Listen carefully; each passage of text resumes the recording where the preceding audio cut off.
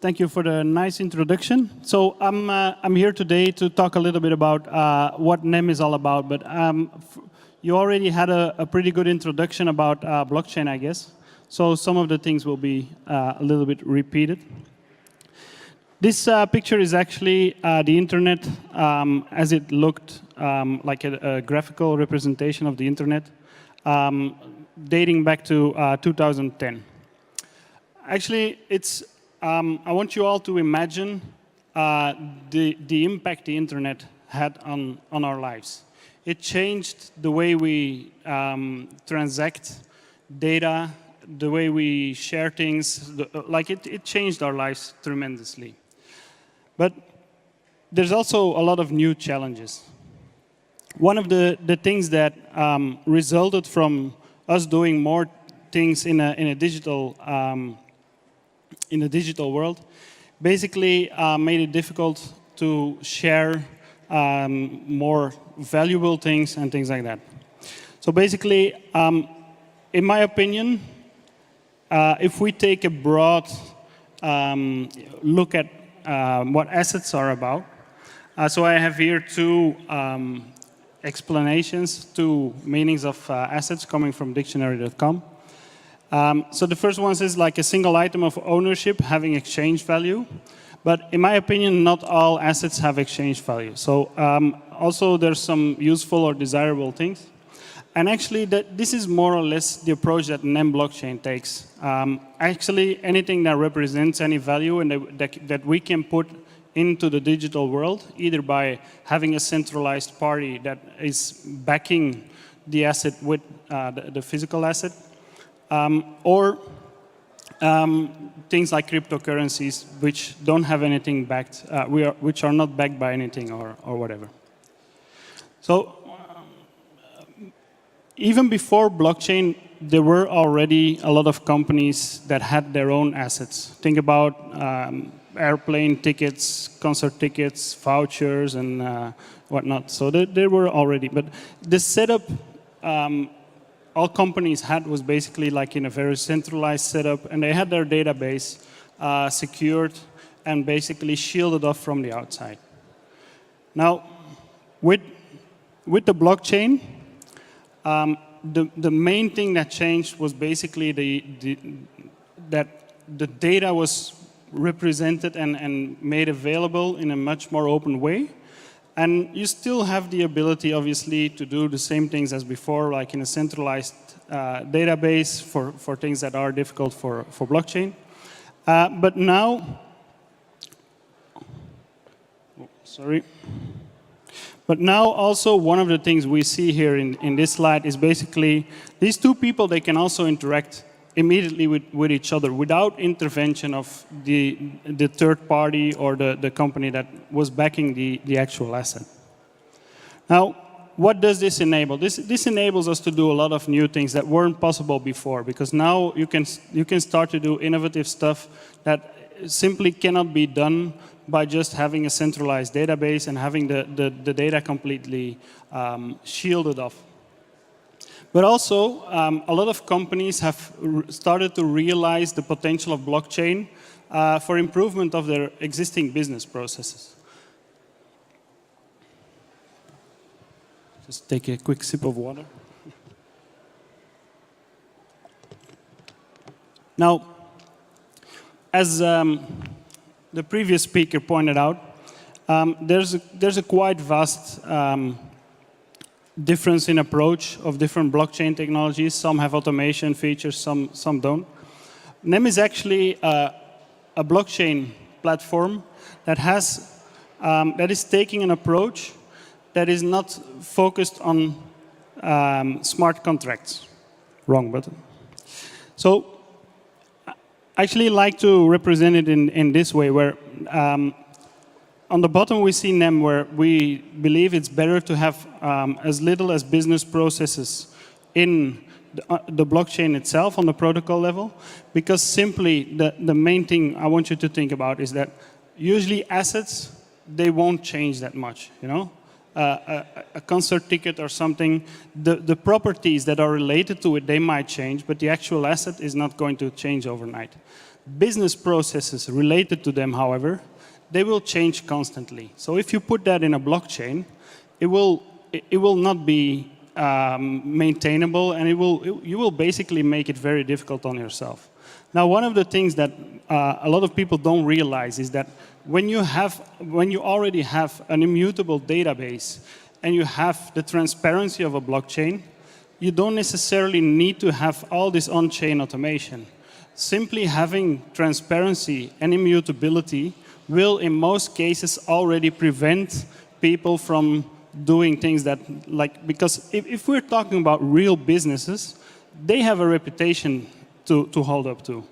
If they do anything that's not if they do anything malicious or something, they lose their reputation. And obviously, before blockchain, they could cover it up, but if you have blockchain, basically due to the transparency and immutability, you cannot cover it up. So that's an important thing to know.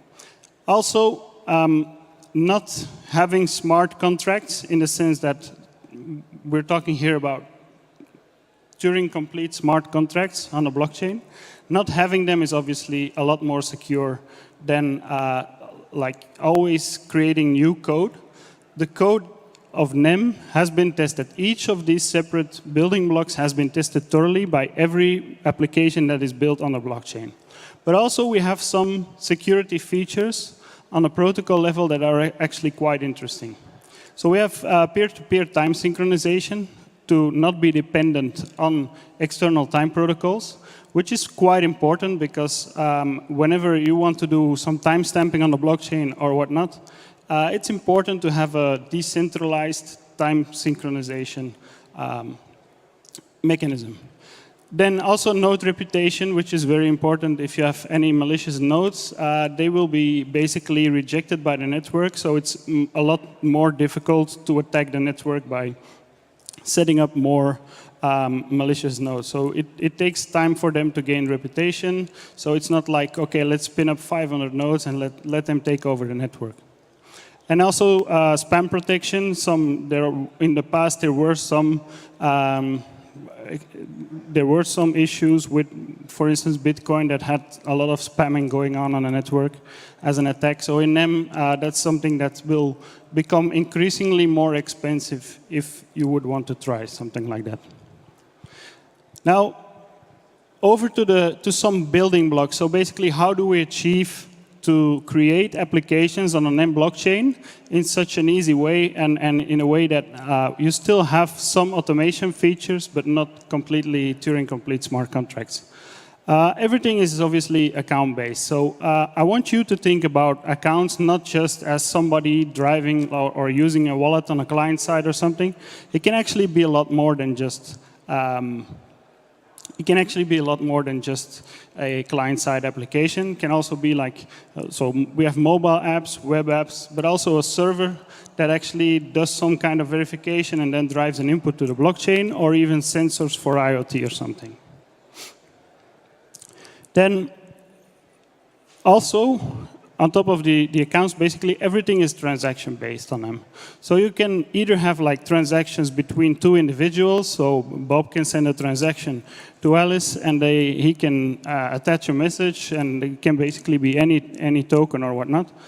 But also, the configuration of the blockchain itself is also a transaction. So this means that whenever you want to create a token, if Bob wants to create a token, he will actually use one of our APIs and send a transaction to the blockchain itself, and that will configure the token. So the code itself of the execution is built into the protocol level. So this is different from other blockchains using smart contracts, where actually you would just send the smart contract code to the account, and then the protocol would execute the smart contract code. So now we have the code built into the protocol, and you just tell the protocol what it has to do. So what can you do with these digital assets? So we have some configuration features. mutability, so you can define whether you want to be able to change the supply later on after the initial creation. There's also the possibility to define the divisibility, so whether you want, like, it makes no sense to make an airplane ticket divisible, right? There's just one airplane ticket, so then you don't have any divisibility. But you can go up to 6 numbers, like decimal points. There's also an interesting feature, and this is actually one of the on-chain automation features, and that's actually the levy. So the easiest way to explain this is basically like VAT or something, where you can configure like 21% VAT will automatically be sent to a separate account. Not that we would want that, but it's an easy to understand example. And then also you can configure whether you want to have the token or the asset transferable. So in the right-hand picture here, we have the orange person that created a token, and if he creates a non-transferable token, it would mean that he can only send it back and forth between one and the other, but the 2 other people wouldn't be able to transfer it to each other. So that's a non-transferable token. If it's a transferable token, obviously anyone can send it to anyone. One of the most interesting on-chain features is actually multi-signature. So this is an easy example of a multi-signature contract as it's set up in the current version. So we just have 3 co-signatories, and you can define like how many people need to sign. In this example, it's 3, but you can pick up to 32 co-signatories. So as soon as the conditions are fulfilled, so if you define it's a 2 out of 3 multi-signature, as soon as 2 of the lower accounts have signed the transaction, then the transaction goes through. Now, in the new version, which is currently in beta testing, we have a cascaded multi-signature account, API. So basically, what you can do is you can configure the multi-signature contract in such a way that you create a tree structure. And you can go up to 3 levels and basically define, as in this example, like in the bottom here, we have a 1 of 2 account where either one of these persons need to sign, and then goes 1 level up, and then you need 2 out of 2, so you need the digital inspection also to sign, and then it will also be transferred. And actually, if all these conditions are met, then the transaction will be sent. So this is already something where you can create some quite complex application logic on the blockchain. And then in combination with another feature, which is the aggregate bonded transaction, where you can actually have like atomic transactions. So this means Bob can send something to Alice, but only under the condition that he gets something predefined back from Alice. And then, for instance, you can also add other transactions for things like services or something. So in this case, we have on the right-hand bottom side, we have a service provider, and that would allow Bob to make a transaction of several tokens, and actually Bob needs to pay for that service. So since this is an atomic transaction, so either all of the transactions will go through or none of them will go through, this is also something that's very powerful. If you think about this feature in combination with the cascaded multi-signature, I think you can already see that it's quite possible to make very complicated applications on top of these simple building blocks.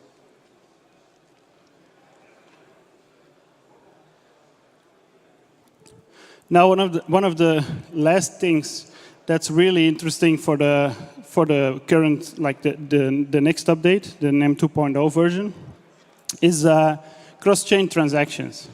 So we have 2 separate blockchains here. So on the left-hand side, we have a blockchain where Alice and Bob have an account.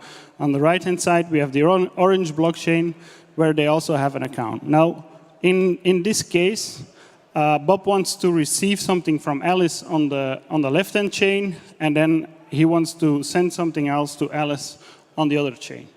So this will also be possible in a newer version. And this can actually be achieved without any communication between the separate blockchains. So it's a little bit outside of the scope of this presentation, but anyone that's really interested in it will be there in our booth for the next 2 days, so today and tomorrow. So feel free to come by so we can explain a little bit how it works. Now over to some use cases. So actually, a lot of people have difficulties understanding exactly where blockchain can be applied, and I think it's one of the most important questions too. It's really important to not overdo anything because of the immutability, so you would basically make everything difficult on yourself. But also, you need to do enough on the blockchain to ensure that you prove that basically to achieve anything that you want to achieve. So there's basically 2 categories, if you ask me. So notarization and timestamping is one of them. It's basically using the blockchain as a source of truth. And then, in my opinion, everything else evolves around digital asset management. Assets in a very broad sense, obviously. So that's where you use the blockchain for the ownership and the allocation of, and also the tracking of value. So anything that can represent a value. So I created a little matrix here where the bottom level is actually things with monetary value or that can represent monetary value. But the top side is actually assets where it's not really something that you can resell in most cases. And then on the left-hand side, there's a category with like simple, plain assets. So that's one-time transactions. And on the right-hand side, those are actually use cases that will require several transactions and where you continuously update these records. So the left and bottom side is actually fintech. That's why it's the low-hanging fruit for blockchain. It's really easy to achieve. It's just a one-time transaction. You create an asset. You just have to prove that you either back the asset or you have a cryptocurrency that will basically be self-regulating the price depending on supply and demand. Then on top of that, on the left-hand side, you have things like KYC, identity, also licenses and everything. This is still not very complicated to do it, and you can basically do most of these things just by doing timestamping. And after my presentation, there's a couple more minutes where Hando from Agrello will give an explanation of what they do simply by timestamping and do a lot of interesting stuff on the client side. Then on the right-hand bottom side, there's the life cycle assets, so things like patents and copyrights. Obviously, a patent can be renewed and things like that, and there's conditions. So it's still pretty achievable. And then the right and top side is the more challenging blockchain stuff, where we're talking about medical records and things like that, where usually it's more data driven. So then obviously you also need to look at the challenge of managing your data in the blockchain. Just as a couple use case examples, I will go over them quite quick actually, but a couple use case examples. So first of all, the production facility, and then shipping and some additional things. So for a production facility, if we use the features that are available in an NEM blockchain, we can actually use like a cascaded multi-signature, where the lower level is actually a multi-signature contract for some human quality inspectors. And then you also have a digital inspection. So as soon as the product is created in a factory, for instance, the factory could actually create an account that represents the product itself. And as soon as all these checks, whether it's checks by humans or a digital inspection, whether they are, if all the rules are fulfilled, then an asset representing the certificate of authenticity or compliance, whatever you need, will be sent to the product account. Now, we can reuse that same product account later on, for instance, for shipping. So in this case, is a very simple example of a multi-signature contract for a courier or maybe separate things. So you can use that multi-signature contract to basically send information regarding the shipping, like temperature data or some other conditions that need to be met, and model that in a multi-signature contract. As soon as these conditions are met, again, you send a transaction with an asset that represents that the predefined conditions have been met, and it's like a certificate of either a location of where your goods are or whether they were shipped under certain conditions. Now, upon delivery, for instance, we can also just let the buyer sign whenever he receives the package or whatnot. And then the signature can, again, be sent to this product account. So basically, we always keep reusing this product account and actually let this product account be a life cycle asset where all the information will be bundled in that account, and we keep using it. Now, this really starts to become interesting when we say, OK, let's consider that there's some warranty that applies to the product. So again, now, as soon as the factory has noticed that the buyer has received the product, it can be converted, the product can be converted in a multi-signature account. And then if the buyer has some warranty claim, which can be reviewed by looking at the warranty asset, when the buyer has a warranty claim, the factory will actually get a push notification of the warranty claim. So that's one of the features that's also built in when you have on protocol level multi-signature, is that because of the fact that the blockchain knows that one of the co-signatories still has to sign, you will get a push notification. And this can be either to a mobile wallet or client or a server, whatever. Now, again, one of the other examples that I can give is, for instance, maintenance records. If we consider the product to be like a car or something else that needs maintenance, we can, again, also send some asset tokens representing maintenance records to the product account. Now, these assets don't have to be created by the maintenance organization itself. They can also be created by the factory. This way, the factory can have approved processes where they say, like, OK, these are approved maintenance organizations. As soon as they sign off a specific maintenance check, the asset is sent to the product account, and you will be able to verify afterwards whether a car or something like that has actually received the proper maintenance to be in compliance with some of the warranty requirements or something. So I hope that's more or less clear. Actually, always a single blockchain application, single blockchain use case might be very interesting, but it becomes really interesting as soon as we start to build on top of it and make it more and more complex, start to reuse the data that's already in the blockchain, and then it basically becomes like a very interesting use case that has a lot of value. So the big question is where to apply blockchain, right? So again, I would like to say, like, OK, if there is enough value created by tokenization of the assets, so you have real-world assets, can you tokenize them? Can you put them in the digital world?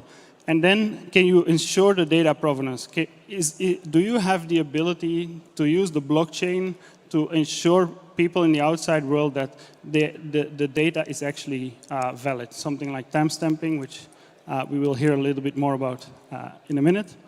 And then can we work around the blockchain challenges? I think a lot of people always, that are enthusiastic about blockchain, sometimes forget how complicated blockchain can be, mainly because of immutability and transparency. Two of the key characteristics of blockchain, they also have very big downsides.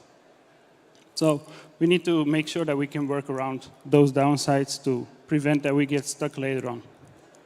Now, for NEM, one of the big advantages we have is that because of the fact that you don't have complicated smart contracts, we can skip a couple steps in like smart contract development. So what we usually do compared to other blockchain, smart contract blockchains, is basically We do the scope definition, authorization modeling, data modeling, and then application development, where in smart contract blockchains, you also need to make sure that you do a good contract development, then debugging. Usually, because of the complexity, you will have more debugging. And also, one of the very, very important things is contract audits. So because of the fact that we keep things on the blockchain as simple as possible with features that have been specifically programmed for those specific use cases, well, applications, it's quite easy to combine them in a creative way and actually construct a blockchain application very easy and very secure.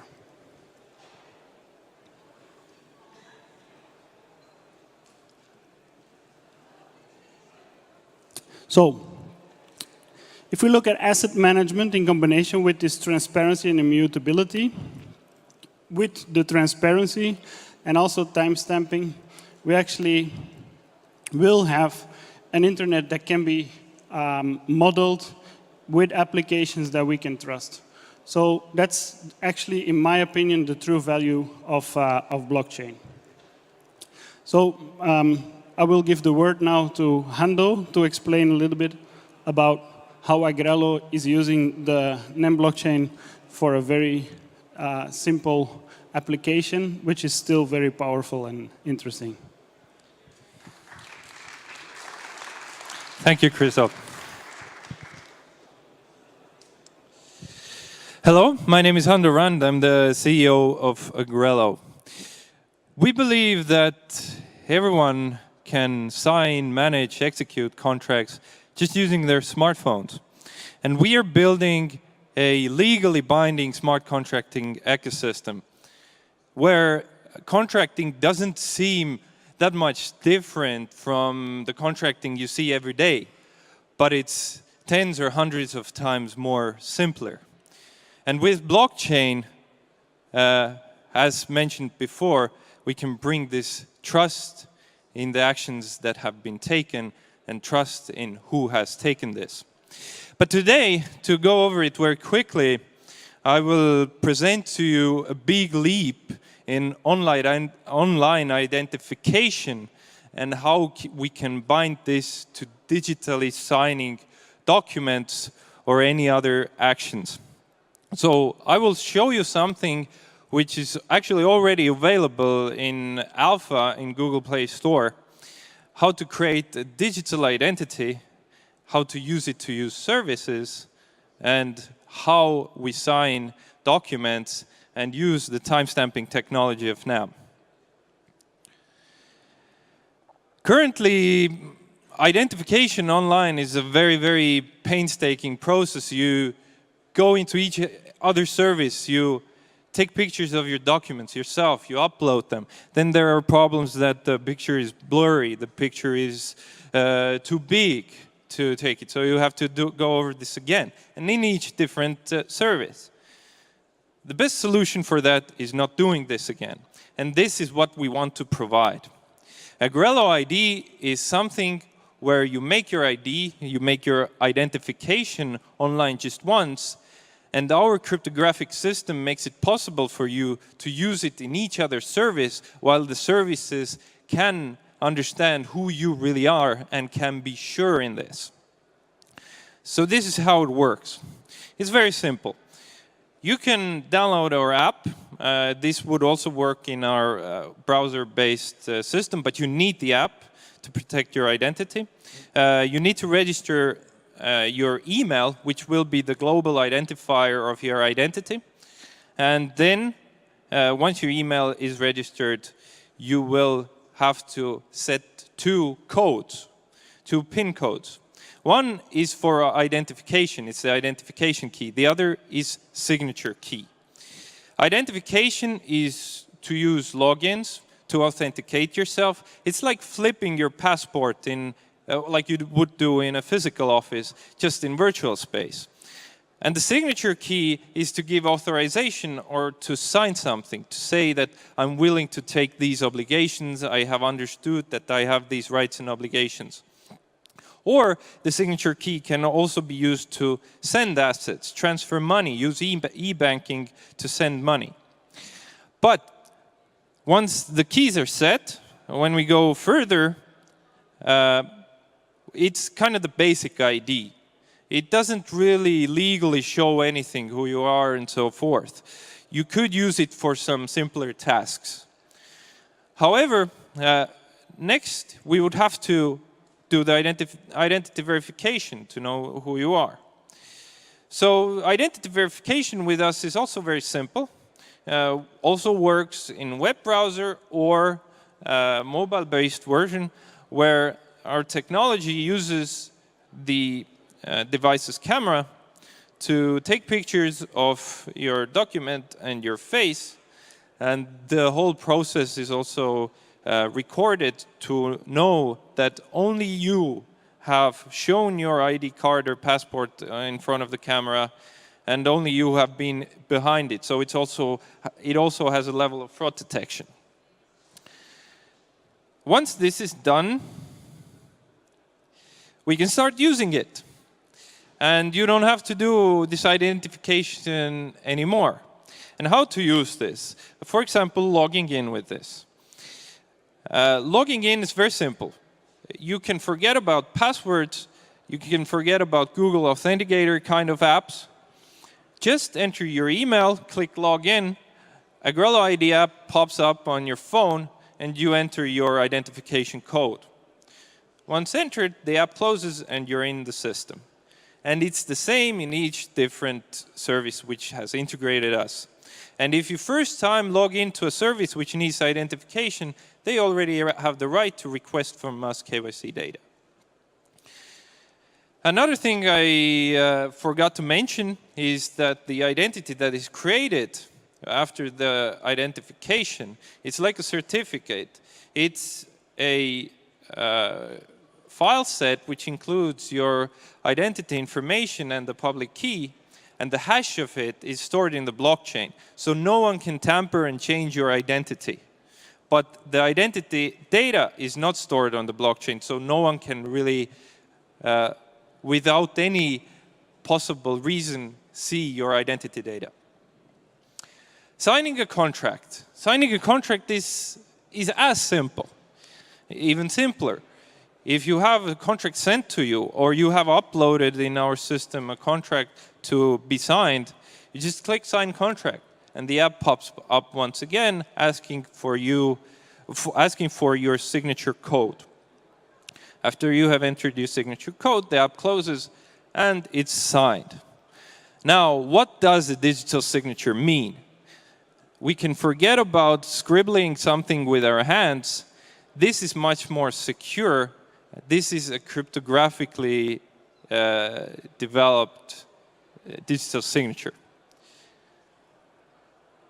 And as you can see, in a NEM transaction, the message after the hex, this is the future of signing documents. This is a signature.